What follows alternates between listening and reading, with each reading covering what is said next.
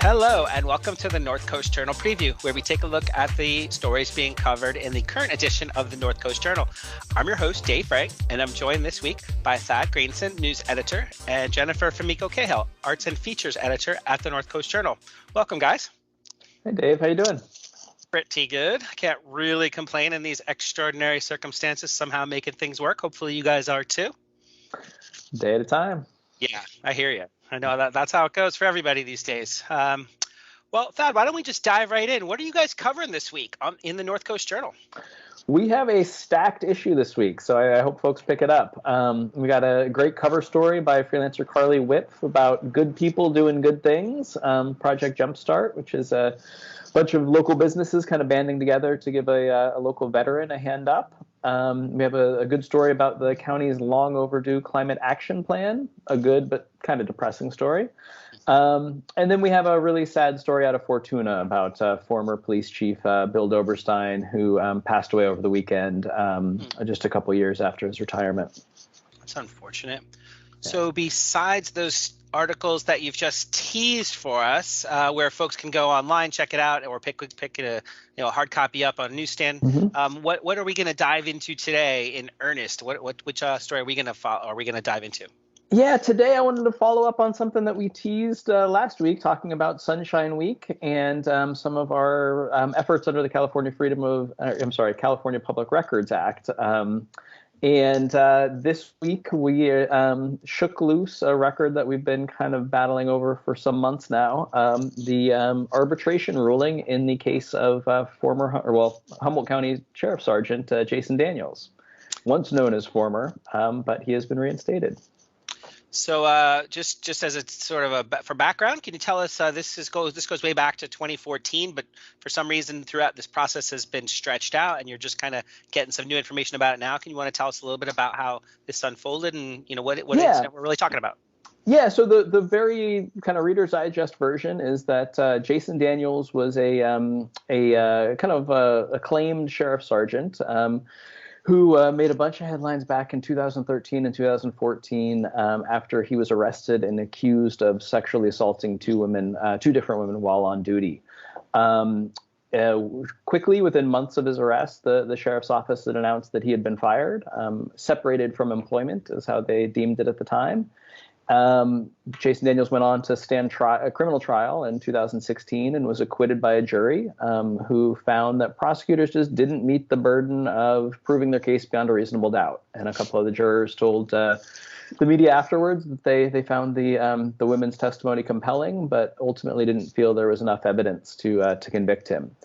And to a huge extent, that's kind of where the story at least died from public view. And then last year, we learned and reported that former Sheriff Sergeant Jason Daniels was in fact no longer former, and that an arbitrator had reinstated his employment with the office. So I think it was sometime last summer, we ran a story about that and kind of the complexities of police officer personnel records and how hard they are to access, and kind of illustrating a lot of unanswered questions about the case. Both looking at how hard it appeared that the sheriff's office had tried, or the county had tried to uphold the firing. They spent, I think, more than $250,000 on outside counsel going through the arbitration process. And ultimately to have the firing overturned. But there was kind of these huge unanswered questions about why the firing had been overturned, and even kind of the particulars of the investigation and what he had been fired for.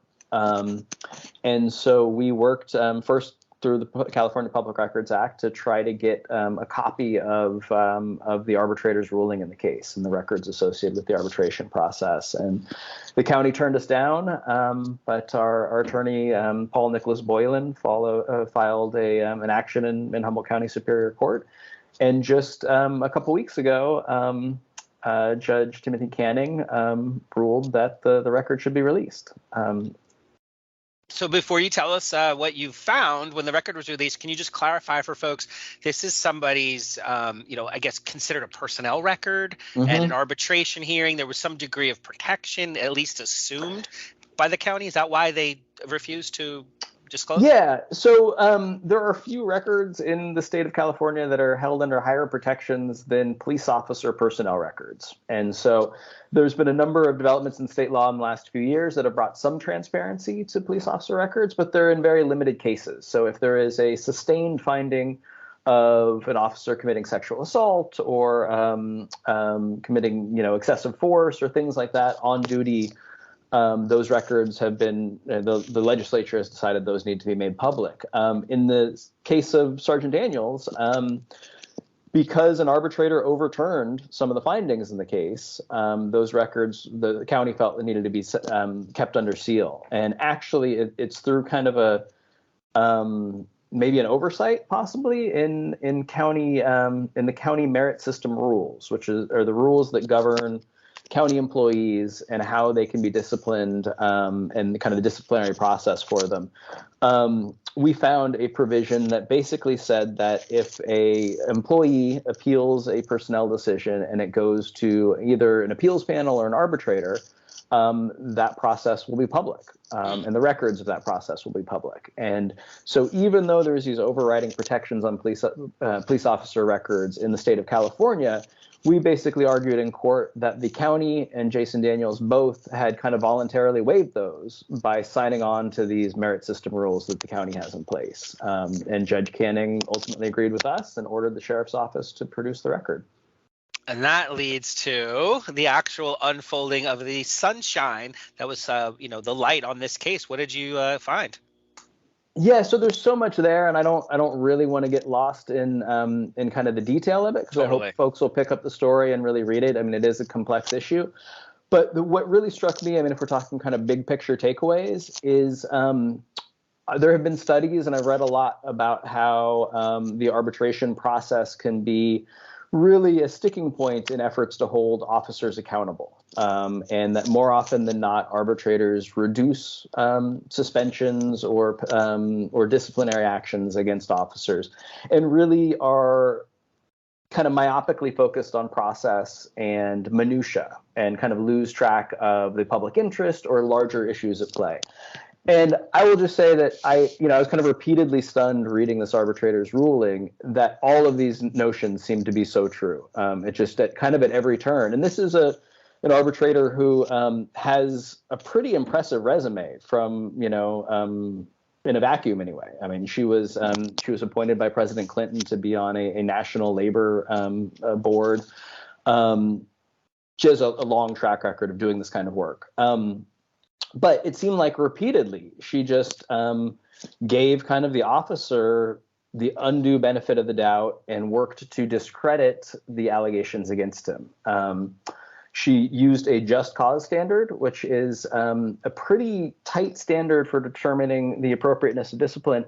And basically it puts the burden of proof on the county or on the employer. And they need to answer 7 questions affirmatively. Everything from, was the employee warned previously that such conduct could lead to discipline, to, were other instances of similar conduct handled similarly. And so with Jason Daniels, that's where she kind of found a hole in the county's case and ultimately ruled, in his favor. And I should say she, overturned his firing and ordered him to be suspended without pay for 2 weeks. But she ordered that the county pay him all of the back pay since he was fired, minus those 2 weeks of unpaid suspension. And so now at this point, we're talking about, 8 years of back pay with interest. So, but again, kind of she just repeatedly, it seemed like, latched on to reasons to discredit other officers' testimony against Daniels, or to kind of explain away Daniel's conduct. And one of the things that I found, pretty shocking is, in the aftermath of Daniel's criminal case, it came out through a court filing with the district attorney's office that there were 700 or so text messages found on Daniel's phone that prosecutors had tried to enter as evidence in the criminal trial.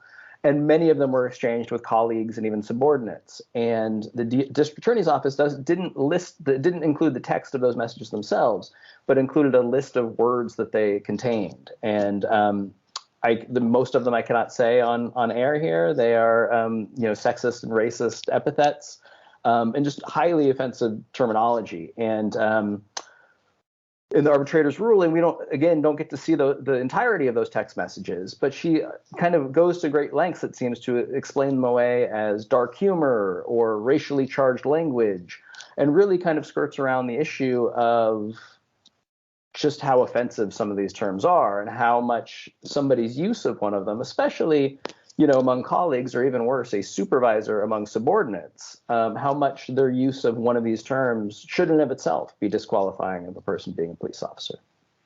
So as you said, there's a lot of detail in there, and it really people should go through and look at it for themselves, so they get all the information.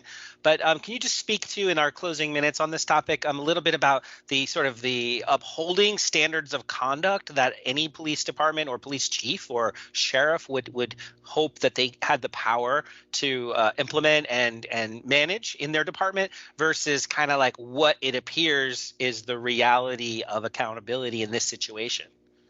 Yeah, I mean, so I think two interesting findings of the arbitrator's report is, one is she found that the sheriff's office did have at the time, and I think even more so now, pretty robust policies about sexual harassment, discrimination, and really the duties of a supervisor to model appropriate behavior, and be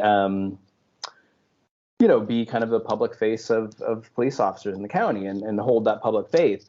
And she found that those policies were in place, and she found that Daniel's conduct absolutely violated all those policies.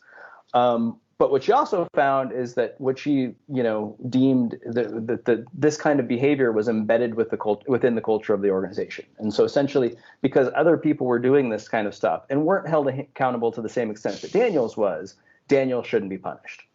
I spoke to Sheriff William Hansel for the story, who I think it's worth noting wasn't sheriff at the time that all this happened, and was appointed to the position later.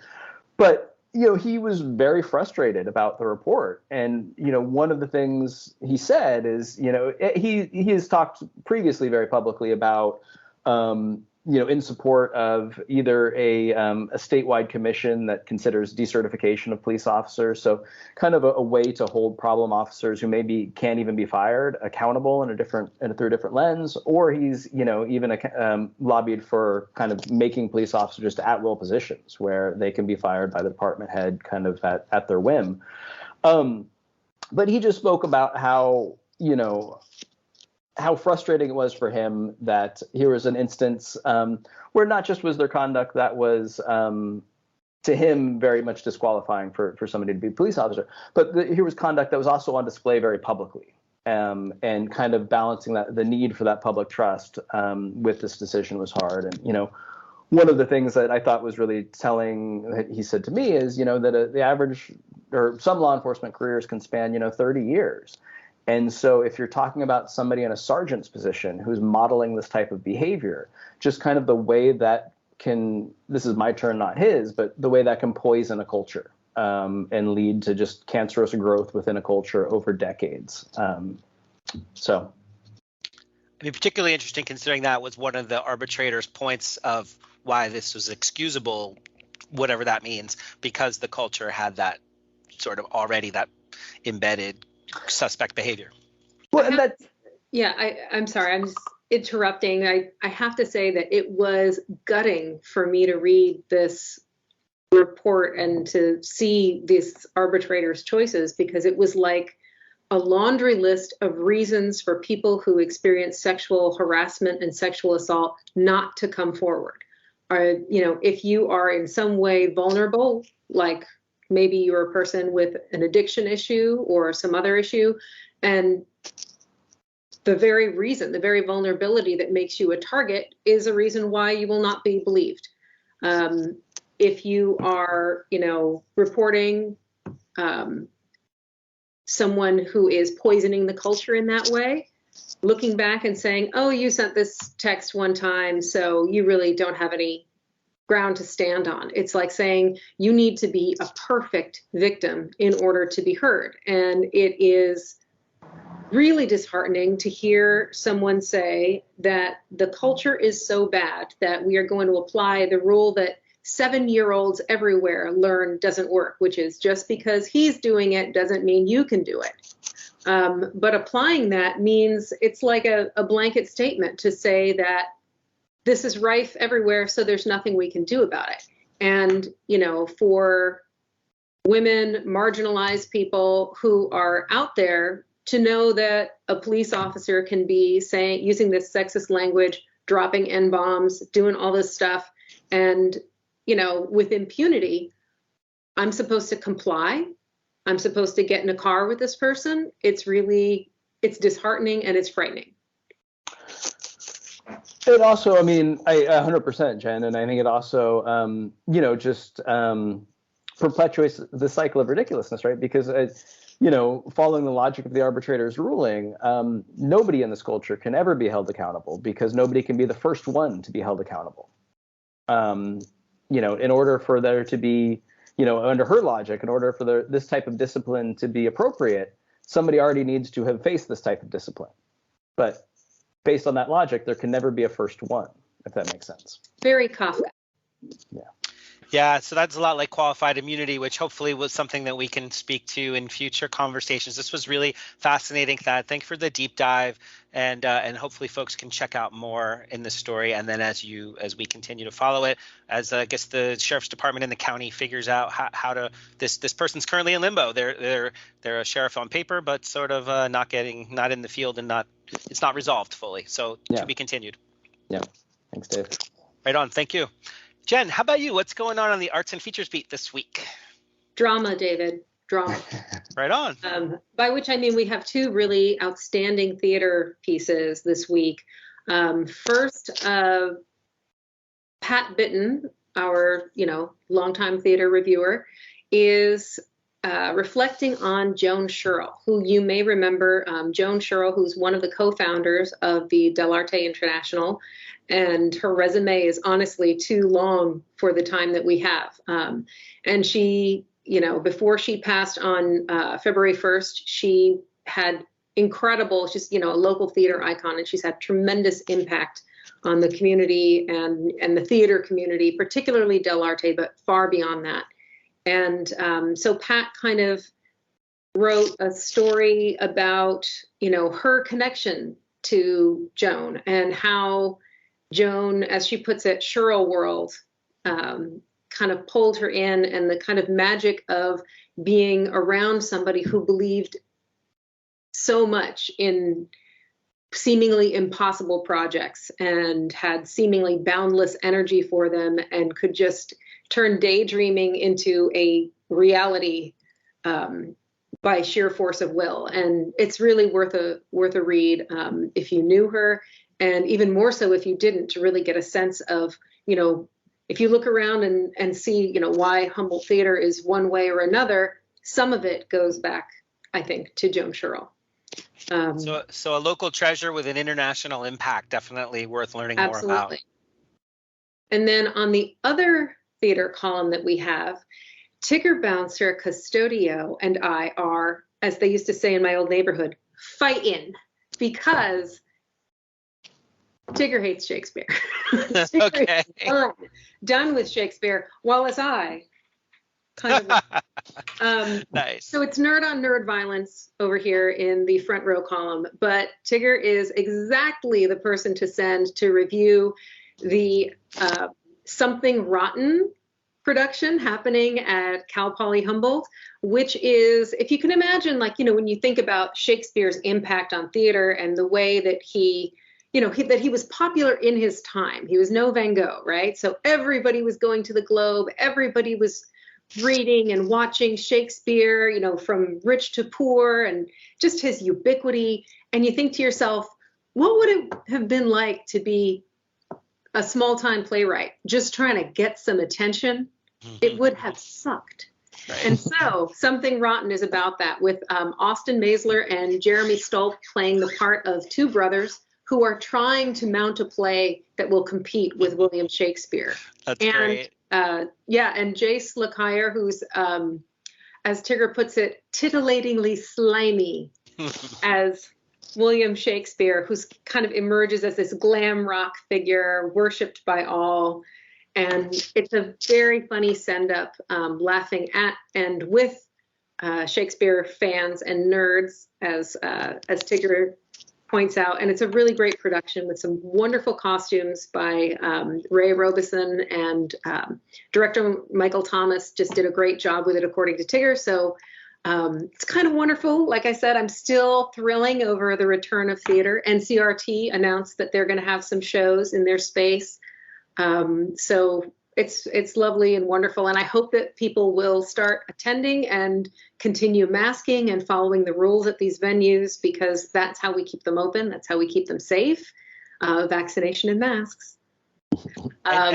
So just real quick, in the article that you shared, there's a little space at the bottom where it says Ferndale Repertory Theater's also got a production, and Arcata Playhouse also has a production coming up. So it's happening. It's all happening, and just keep checking our calendar. It's fattening up every week, and our calendar editor, Kali Kaziris, is just in there grinding out more events every week. And like I said, just almost all of them have a note saying to check with the venue about their COVID policies. Don't show up and get disappointed because you don't know what to expect.